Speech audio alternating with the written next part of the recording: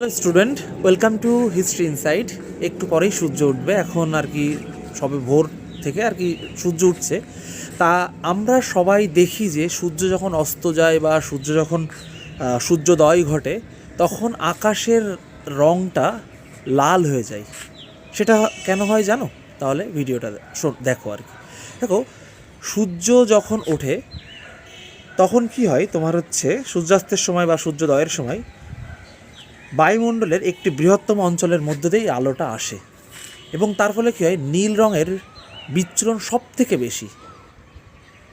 তার জন্য নীল রং আসতে গিয়ে বিচ্ছুরিত হয়ে ওটা আমাদের চোখে সেভাবে এসে পৌঁছায় না।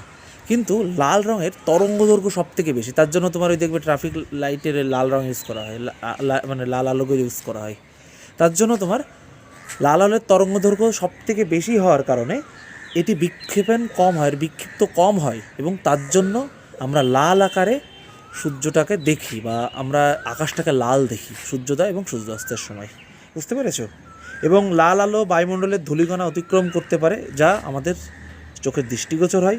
এবং সূর্য যখন দিগন্ত রেখার নিচে অবস্থান করে, এবং তখন নীল আর সবুজ রং ভেঙে যায়, অর্থাৎ এর বিক্ষোভণ বেশি হয়, বিচ্ছুরণ বেশি হয়, এবং আমরা কমলা বা লাল রঙের আভা তখন দেখতে পাই, অর্থাৎ আকাশটাকে আমরা লাল দেখি।